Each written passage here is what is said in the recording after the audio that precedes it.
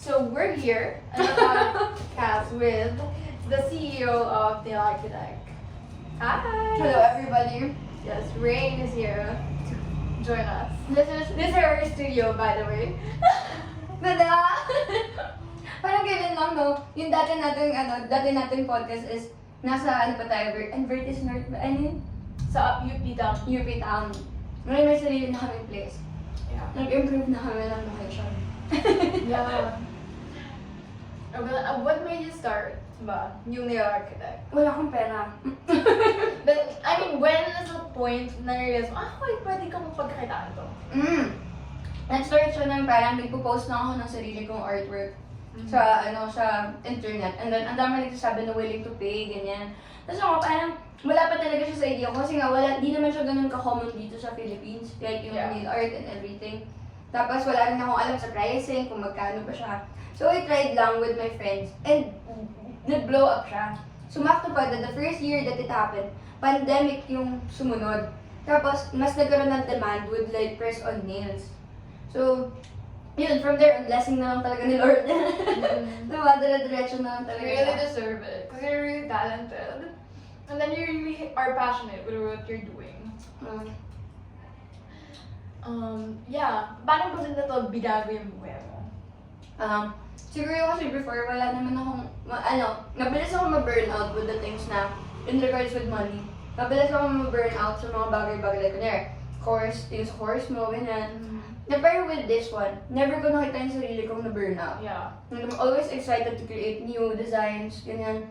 And I don't feel any pressure with it eh. Parang ang saya-saya niya na nagkakaroon ako ng community. Although ngayon, medyo toxic yung community ng nails. Kasi parang nagiging competitive na yung market. Instead of nagtutulungan, nagbibigayan ng secrets, ganyan, wala na. Like, kailangan, nag-ano na sila. Nagiging, parang gini-gatekeep na nila yung mga ganong situations. Kaya, yun, sad lang. Think about it ng ganong, Pero yung mga friends kayo naman sa nail art community. Okay. So for your biggest clients? So far, Before? Naninilasan ko na si Nadir, si Christine Samson, yan, super bait niya, wala akong masasabi. Christine Samson, grabe. Ano pa lang, kahit nung peak niya ng career ng TikTok, nagre-reply talaga siya, like, nagbabayad siya. Kasi some of the like influencers, they don't pay. I saw her comment on your post lagi. Oh my God, napaka-supportive Supportive niya, diba? Tapos, ano pa siya, tawag dito, like, nangyari, sabi ko, Ma'am Tin, huwag mo nang bayaran. Kasi gusto mo yan, syempre, ako kasi I do it for my passion eh, my art talaga. So, kung Ma'am Tin, huwag mo nang bayaran. So, siya, hindi, nagugulat na ako, nagpapadala niya sa Gcash. Ganun siya ang klase ng client, sobrang, wala akong masabi. Tapos with, ngayon, yung si Mariel, sa GMA siya, she sings sa TikTok, sobrang galing. Wala akong masabi. Ano siya, isa siya sa mga frequent client ko. Pero before yung mga client ko sila, Alex Diaz, ganyan. Yun. Si Alex Diaz naman, with the story with that, nag-reach out ako sa kanya para mag-collaborate para sa male. Kasi I wanted to spread the, sa ibang gender. Kasi may art talaga eh. I mean, si A$AP Rocky, di ba? Nagpapamanager siya from time to time. So parang sabi ko, gusto ko yun, para maano. So, nakita ko si Alex, nagpipaint siya ng sarili niya nails. Yeah, ma-normalize yung nails of like, nail arts of guys. So sabi ko, uy, pwede ba? Tapos he was so down, like sobrang excited niya pa. He even made the sketch of what he wanted. Tapos yun, from there on, tuloy-tuloy. Tapos after 2 years, di ba sobrang starter pa lang ako nung nag-reach out ako sa kanya, sa Gina G siya.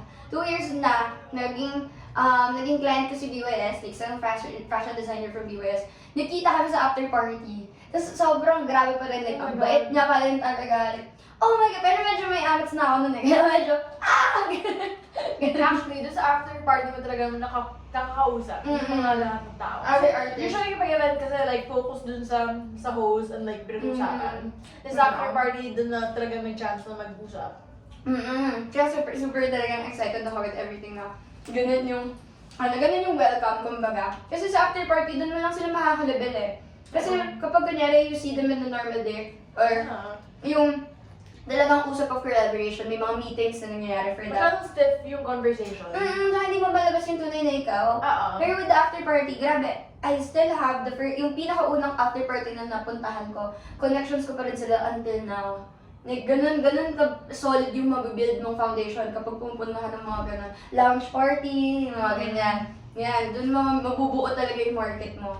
And somehow, gusto ko rin yung feeling nun kasi nailaman ko sino talaga yung mababait na influencers or artista. Kasi talagang, kasi yung raw self nila lumalabas. Tsaka hindi nila alam na, hindi naman nila alam ba't na ako nandun eh.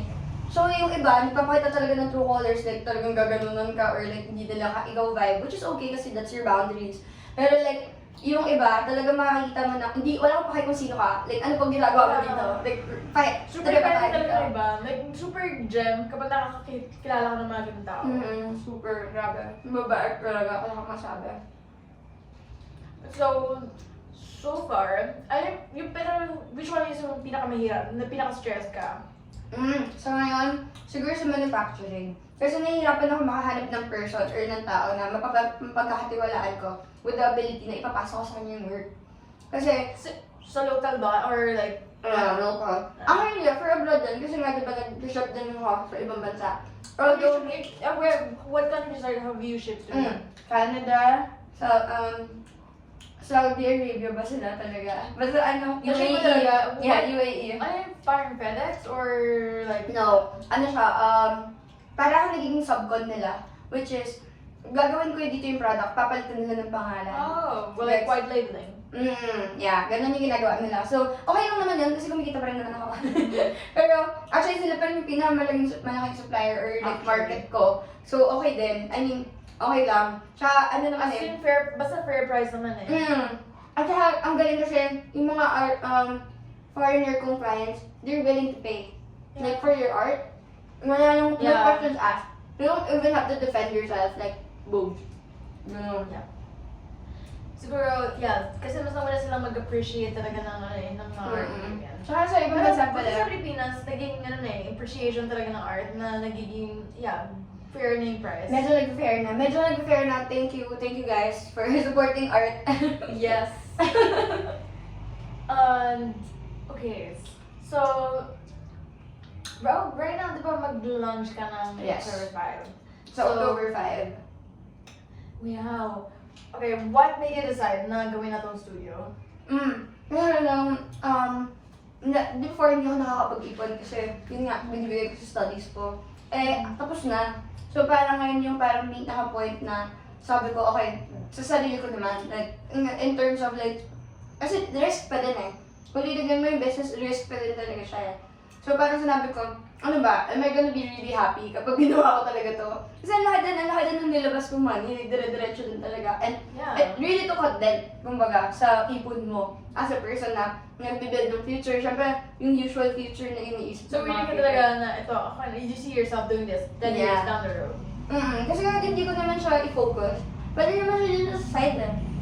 And maganda rin kasi na yung property na pinagtayuan ng studio is lupa talaga namin. So, walang magiging problema with like, sa lease or anything. Like, okay siya, good investment somehow. And kung hindi man mag-work yung studio, edi mag-grocery store na lang ako. Convenience store. Convenience Competitor ng 7-Eleven. Competitor ng 7-Eleven. Mga Japanese goods, ganyan. Isa lang dito. Parang mabilis naman mabilis naman magkaroon ng ipon. I mean, mabilis naman mag-invest ng mga other businesses kapag may place ka na to So okay din, maganda rin na investment talaga siya somehow. Yeah, okay din. Tsaka ano din yan, malaki na rin yung demand. Yung mga clients ko mismo yung lumalapit na, saan ka ba pwedeng puntahan? Ganyan. Like, willing talaga sila to go to your place. Sabi ko, sige na, gagawa ko na ng parang formal place for you guys. Parang ganun yung na-feel ko. So yun, nag-decide na talaga ako. Saan ka nila pwedeng puntahan? Ganun. Ano nga pwedeng puntahan?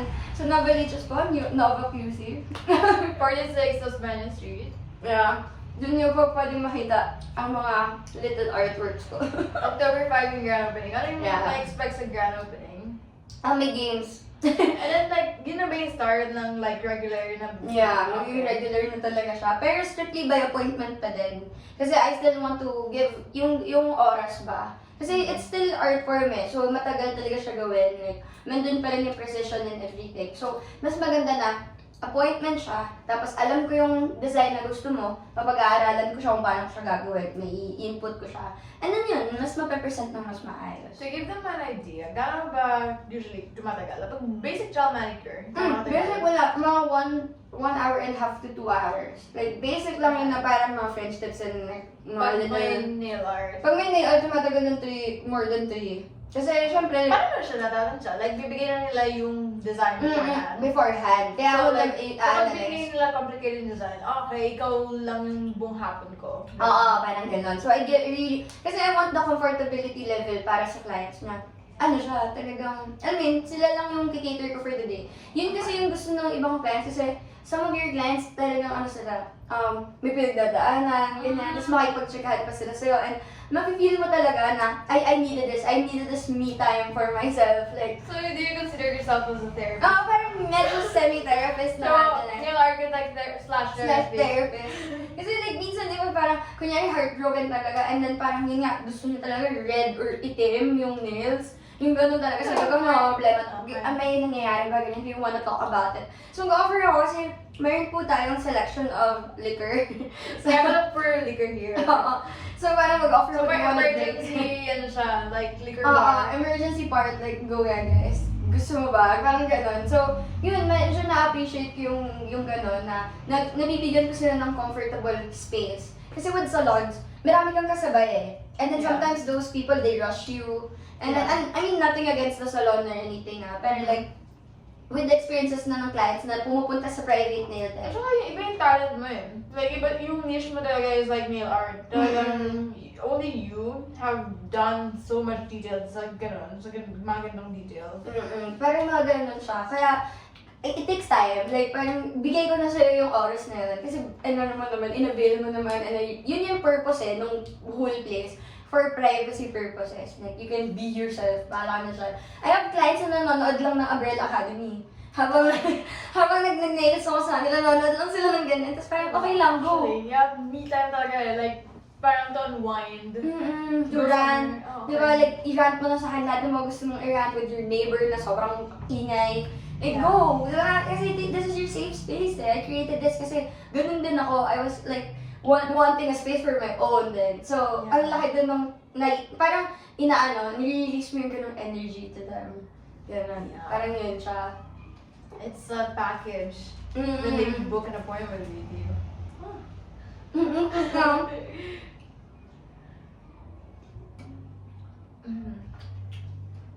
This one. This is not sponsored. Guys, hindi siya sponsor, so we're not gonna show. So, guys, sponsor us. Pizza Hut. Hindi naman po. Angels dun. Gusto rin yan. Yeah, actually. Pero wala akong makita may malapit ba?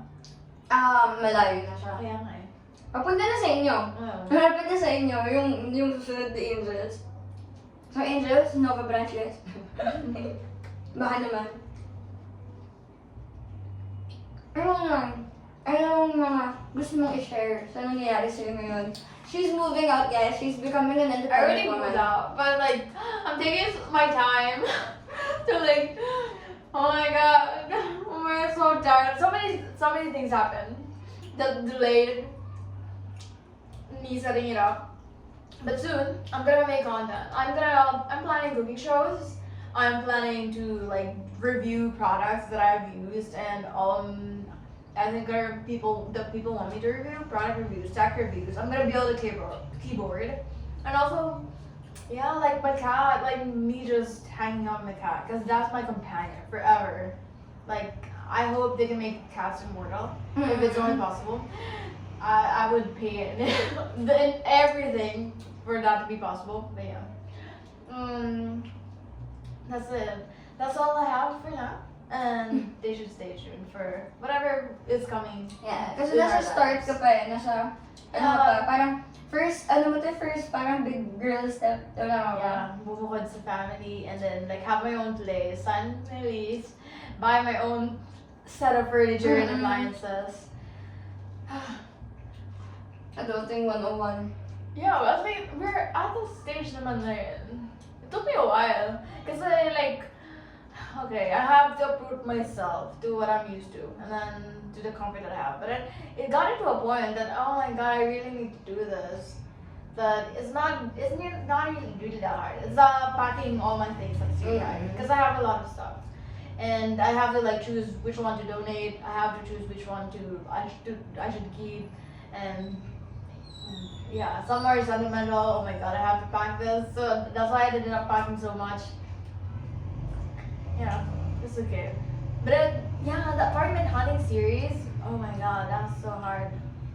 But yeah, good Kasi luck you to have all. to choose like a safe environment for Yeah, you. good luck to You're everyone. alone. Good luck to everyone trying to find a place there.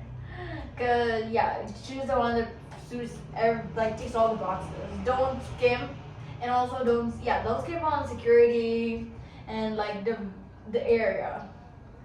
Cause I've seen a lot of like good prices. Like some are even like there's 2 bedrooms and then it costs like less than 10,000. But then like when I look up, it's usually in the slum. I can't thrive in the slum. Cause like what about like all my stuff? This is all gonna be stolen in like one night. I'll skimp on the security. Yung of the kotse pa area. nga lang like parang when you leave your car outside, like yung gulong nawawala out of nowhere. Yeah, like ayoko nung one, naglalakad lang ako like to buy something, tapos biglang na-hold up ako, or kaya makit bahay ako. At your own place, isipin mo yun, Diba? that's your, that's your Like, privacy. yeah, tsaka pinaghirapan mo yung mga, napundar mo. Comfortability mo yun parang maano ka. Kaya kailangan mo talaga choose wisely. Yeah. What are your advice to women who haven't found the right guy yet? Oh, yun lang. Okay. Ako kasi it took me a while. So, hindi ako ganun ka, parang hindi ako magaling mag-advise, kumbaga. Kasi, last year lang din ako natuto with my boundaries. Pero, you really have to be super self-assured with yourself. Like, you really have to know kung ano yung mga bagay na hindi ka talaga okay. At hindi Mga ka... non-negotiables. Oo, non-negotiables mo talaga. And parang sa sarili mo, yung pagmamahal mo sa sarili, you know how to love yourself first. So, pag hindi na na-meet yung standards mo, what do you do with them? Yeah, okay, wala. You can't compromise. Kasi meron akong number one thing na narealize ko siya after all of these failed relationships. Now, when a guy really wants to do it, it's gonna do it eh. You don't have to make excuses for him in your head. Like, yung parang, hindi, baka kasi ganito lang siya, baka ganito, ganito. Why do you think we make excuses pa? Kasi we're born to be nurturing. I mean, scientifically, women are very nurturing and empathic creatures. Like, nandun talaga tayo leaning onto that feminine side, which is like, tayo kasi mag-give birth, tayo ganito. So we know, Where do you draw the line? When it comes to kapag like, understanding them. Kapag napupush na yung mga boundaries mo, kapag you have this gut feeling alam mo yun sa sarili mo that you have this gut feeling na hindi na siya kayang i-mend pa ng baka ganito, baka ganyan. So, pag na-cross yung boundaries, do you talk about it first? Yeah, you talk about it first. Siyempre, you have to open it up kasi some people are very oblivious with the things that they're doing. Baka hindi lang siya educated enough to know na ganun na yung ginagawa niya. Actually, yeah. To express yung feel mo pala na okay ka pala. Pero if like it's been a year or two, tapos ganun pa din. Okay. I mean, di ba? Pag na. Wake up naman. Yun yung parang feeling ko. How do you safely break up with an ex? With me, kasi I had bad experiences with the breakup. Kasi yung unang experience ko ng breakup na is through text. Kasi I knew myself that pag nagkita kami, hindi ko mapipigilan yung sarili ko at magkakabalikan na kaming dalawa. So, ginawa ko siyang solely through text. Like, I know it was really bad and I understand that now as a matured person. Pero, during the time kasi, I had to do it. Because if I don't, like parang, actually that whole time, it was a 1 month thing. I was like, literally, hindi ako nag-iinom. Like, talagang walang vices or anything para clear yung mind ko to do this. Kasi the more I become sober, the more that I understand na, oh, this guy's bad for me. Like, parang kawawa ako dun parang napapaganon ako. So I was like, okay, I need to break up with this guy. And then yun. And then the second one naman, I got dumped. Kaya, hindi, I got dumped with yung pinaka-previews. Okay. So, hindi ko pa masabi kung what is the proper way to break up with someone. Pero as much as possible, kung kaya mo naman na face-to-face, just for formalities, I would suggest do so. What are your advice to people going through like those moments in their life? Or they want to make up with someone. Like what do you suggest is like the best way to cope? Best way to cope talaga, make yourself busy. Busy mo lang talaga yung sarili mo, like enroll to classes, like you don't do much, like parang sabi mo mag-aaral ka ng pottery, edi mag-pottery ka, ay mga ganon, like give, kasi I know it, alam naman ko that women tend to be givers when they're in a relationship, so why can't you give that, yung pagiging giver mo sa sarili mo, diba? Kasi alam ko naman that ikaw kaya mo gumastos ng 5K ng isang bagsakan lang para lang sa sapatos, para sa lalaki, like that doesn't, cross your mind that everything, like parang, okay, bigay.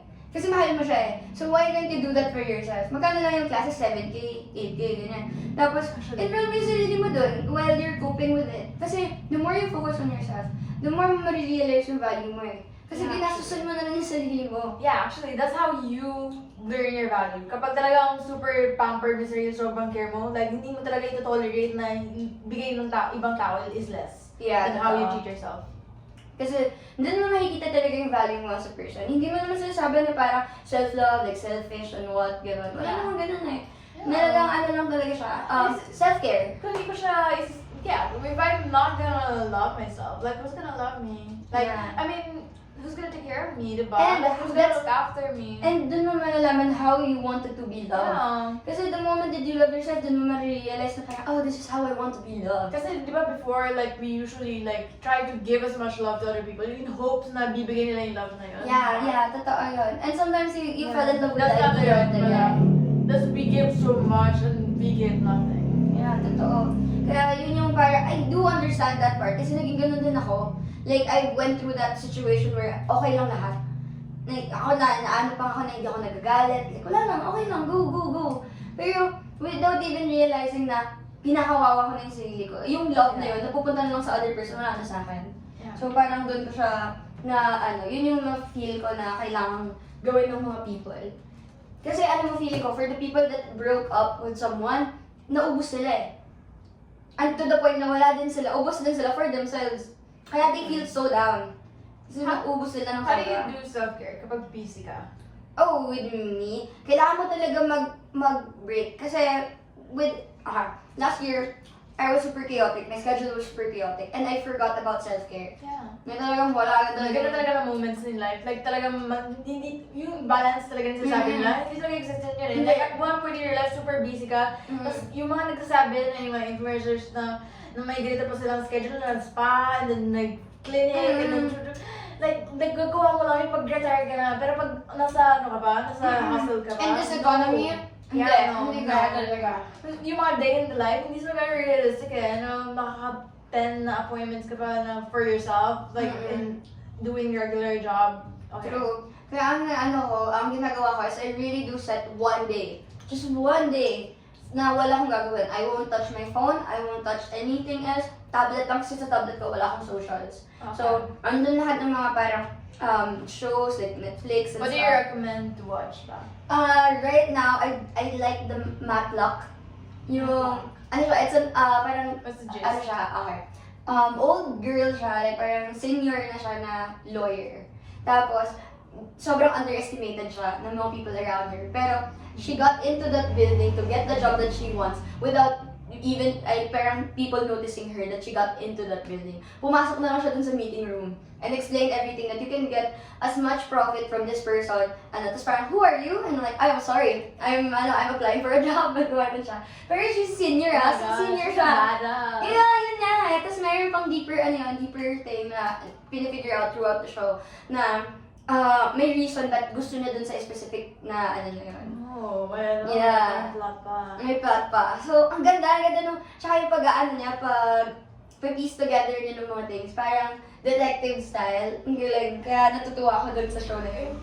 Interested ako sa mga ganun eh. Sa mga parang CIA, like mga crime solving play, may talagang mapapaisip ka kasi nire-use yung critical thinking mo eh. Kasi usually maganda yung pag okay, ito yung feel ko ito yung plot. And then may plot twist pala na Oh my God. But before, I like Suits. Yeah.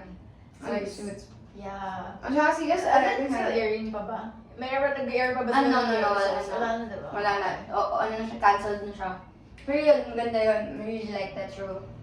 Yun yung ngayon pinanonood ko. Hindi ko pa siya natatapos eh. Do you Kasi think abang oras. do you wanna be a lawyer like one day? Hindi naman, pero I just really like the justice, the feeling of justice. Kasi nga diba, like, Actually, like, dapat everyone should know like a basic of law. Yeah, Kasi at one point we're gonna have to do, face something like yeah, Law and Order. Actually, yung film na yun, yung Law and Order, ang ganda nun kasi meron din, especially catering siya with domestic abuse and like violence against women. So we know our rights about that. Doon ka matutubuhan with the law na sobrang fucked up din. Na parang, sabi pag ganito nangyari sa akin and then ganito, hindi ko nireport agad. Hindi pwede. Parang doon ka magkakaroon ng idea. But it encourages us to be proactive. Yes. Yeah. Sana huwag mangyari yung ganyan scenario sa akin. Or like kapag nandun ako sa scenario na yun, at alam ko na yung gagawin ko. True. Kasi one thing I really like about you is you fight for your right. Like, nakikita ko yun with, yun nga sinabi mo sa akin, nung sa, tawag dito, nung na-scam ka, talagang pinilit mo talaga yun, nilaban mo talaga siya. Ako nung na-scam ako, umiyak lang ako eh. Oh yeah, kasi na-shock ako eh. Like, bahala ka ng pag-aksaya ako talaga ng panahon. Dito ako, magugulo ako sa inyo, hanggang di niyo inaayos yan. Diba? Bahala kayo, diba?